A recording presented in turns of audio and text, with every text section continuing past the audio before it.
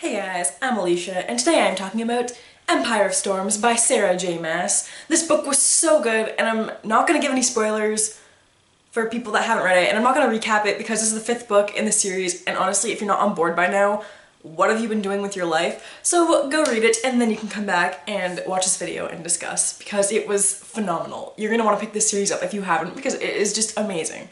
So good! So go do that if you haven't, and goodbye!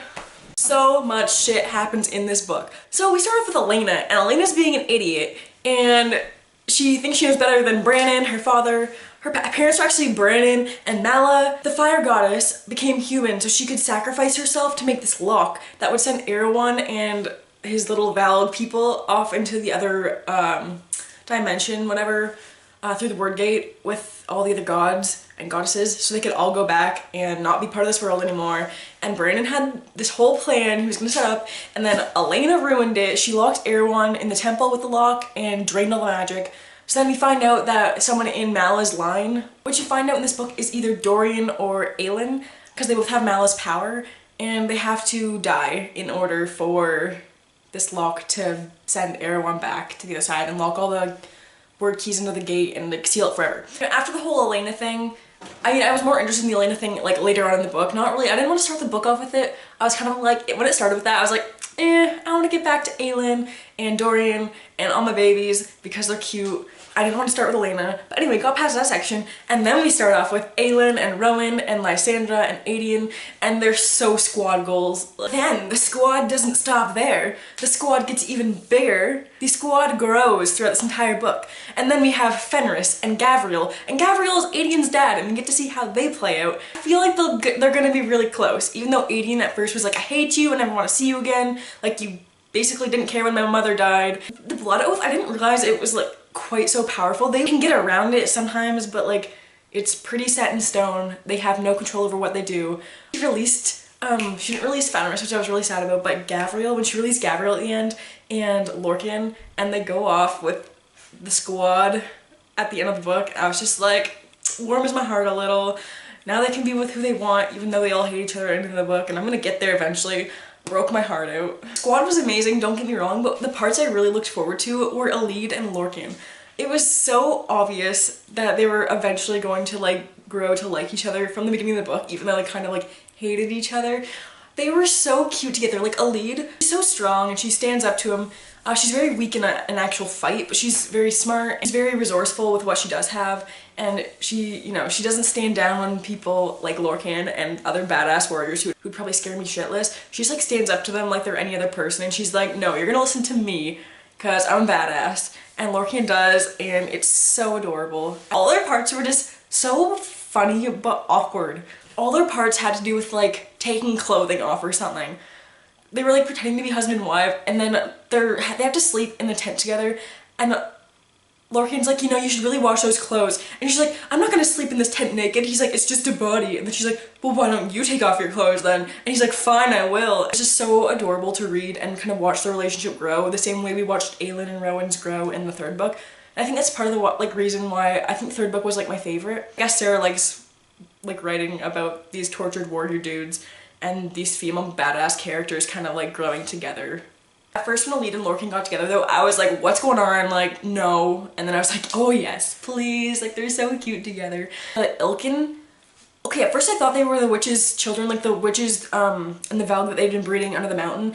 And I was kind of disgusted, and then I realized that that's not even them. Like, what the hell were they breeding then? If these Ilkin aren't even that, like, we're gonna see in the next book, I'm guessing. Well, we have to because it's the last one. And oh my god, I'm so psyched to find out what they actually are, and terrified slightly. And then we have Dorian in this book, who gets attacked by the witches. I knew Dorian was not gonna die, and Manon was gonna go up and save him because they're totally gonna be a thing. They are a thing. She saves him, and in the process, she kind of gets betrayed by the Yellow Legs. She goes back, and the Yellow Legs tell Manon's grandmother that she's betrayed them, that, you know, she killed one of their own. So then Manon has to kill Astrid, her second, in order to pay this debt. And Manon doesn't do it. She swings at her grandmother, and I was like, yeah, do it! It was so good. I was waiting for that. You know what's funny about Manon is she turned out to be one of my favorite characters. When in the third book, whenever it went to Manon's part, I was like, no, like get back to Aelin or Selena or whatever her name was in the beginning of that book. It was Selena. Yeah, so I was always like, go back to Selena. I don't want to see Manon. And now I'm like, I love Manon's parts. Like, she's so badass, and it's amazing how much her character has changed in the last couple books. She finally takes on her grandmother and she's left for dead. But then she survives because Abraxas is so cute. Oh my god, he's like a little puppy dog and he cares so much about her, and he saves her, takes her to the gang, whatever, on the ship. She meets Dorian there and we know what happens next. And they're adorable together. I so ship Dorian and Manon. Even though in the first book I shipped Dorian and Selena together, and in the second book I shipped Kale and Selena together, and then in the third book I was like Rowan and Selena, and it hasn't changed since there, and they're finally like learned that they're like mates in this book, and they're married now, and it's so cute, and I can't wait to see them in the next book. They're like, they slept together finally. I've been waiting for it for like, not 2 books I guess, because like the third one it was like the end of the book, they could just continue being best friends like Karen and Am, or they could go into a relationship. I was hoping they would, and they did in the fourth one. And so we were waiting for it in the fourth one, and then it never happened. And in this one, I think this book feels so different than the other ones just because 1, it swears so much, and 2, because it's really, really steamy. Has a lot of scenes where you're like, whoa, no longer PG-13.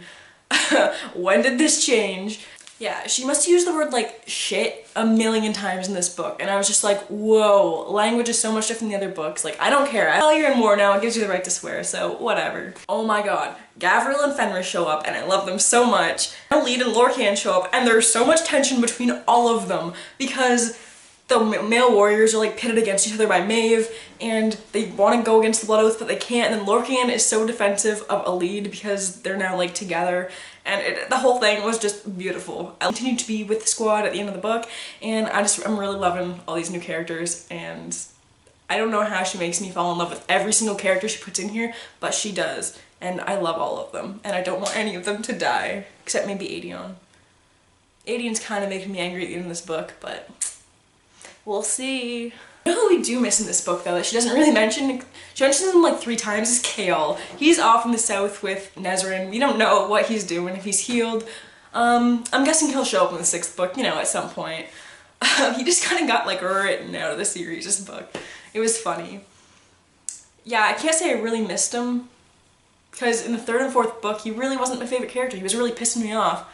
So yeah, we'll see if he redeems himself in the last book. Comes back with an army from the south. I think that's what's gonna happen. I think the scene in the marsh where Elena gets the lock is my favorite.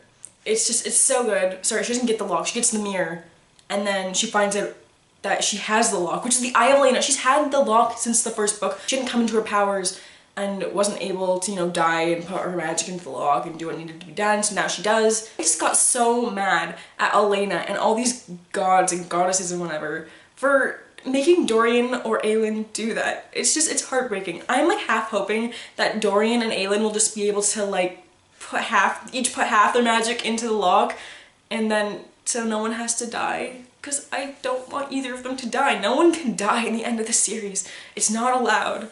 I feel like maybe Manon and Aelin will have to do something because they went together into the mirror. So many people from the novellas came back in this book. We have Ansel from The Assassin in the Desert, Rolf, Captain Lord. Oh my god, that novella was super good too. And she showed up in his office and she's spitting up like the diamonds or like jewels or whatever she stole from his desk. It was so funny. I was like, that is Selena. I miss Selena. Aelin's cool, but Selena was so sassy and arrogant, and like in a way Aelin is too, just not to that extent. The end was just heartbreaking. Like the whole end just ripped out my heart and crushed it. When Aelin learns she has to die and she's on that beach with Maeve and she gets whipped and Maeve locks her away and takes her away and Rowan is just going stir crazy. You know, I was just, oh my god, so many emotions. I couldn't. You thought all these characters were gonna die, and then they kind of pull together because Rowan got all these contacts on the ships to kind of turn around and fight for them, his cousins. Witches show up on their wyverns, the 13, and you're like, yes, they're not dead! And then they defeat every one on the ships of Maeve's army, but then Maeve takes Aelin, and I didn't want that to happen. They have to get her back in the next one. which is where our squad is headed in the end of this book. We have Rowan and Gavriel and Lorcan and Alid are going to save Aelin, and it's gonna be incredible. And then we have Dorian and Manon. They go off in their wyverns to Manon. I didn't talk about Manon yet. Manon is the last Crochan queen. The whole, you know, the people that she's been fighting against her entire life, she's been bred to, like, start a war with. She's actually their queen, and so she's gonna go back and rally an army of these Crochan witches along with her 13, and she's taking Dorian with them because they're a thing and it's adorable, and they're gonna help each other, and it's gonna be awesome. When Aelin's plan was revealed at the end of this book, that she was all along, she was planning to die, and then Lysandra was going to shapeshift into her, take her place, and marry Rowan, like marry him, even though it wasn't actually Aelin. And then so Rowan would be the true queen, but then Lysandra would sleep with Aedion, so they would have heirs that looked like Aelin. And then the whole thing was just giving me anxiety, and I was like, oh my god, like they can't actually go through this. This is the craziest plan in the world. And after this whole plan breaks out, everyone splits. Like Alid hates Lorcan because of what he did with Maeve, whatever. You know, he didn't fight. And then we have Lysandra and Aedion, which were kind of cute and leading up to like togetherness the entire book. No, they hate each other at the end of this book. I'm sure they'll be together by the end of the series. I don't know, but I hope so. And then Rowan and Aelin are obviously split up right now. Like, not split up, but like they're apart from each other because Aelin got taken. So all the relationships basically in this book got destroyed at the end except for Dorian and Manon. The bromance between Lorcan and Gavriel, and now, well, Fenris isn't in it now, but he was. And then Rowan. I love all the male warriors together, the Fae males. They're too much hotness in one place, and even in the book, I just kind of love it. Lysandra is headed up as Aelin, so no one knows Aelin's even taken, which is kind of bullshit. But yeah, Lysandra and Aedion are headed up with the army to try and rally more forces, and it's just gonna be an epic finale. It's gonna be like 1,000,000 pages long. I really hated how this one had like Bible pages. It was just, I don't like Bible pages, so yeah, the next one will be definitely, because I'm excited about and also sad about. The series can't end.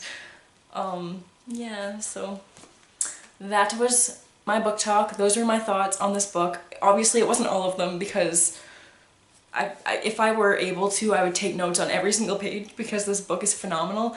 Share your thoughts and feelings down below, and thank you so much for watching. I'll see you next time, guys. Bye!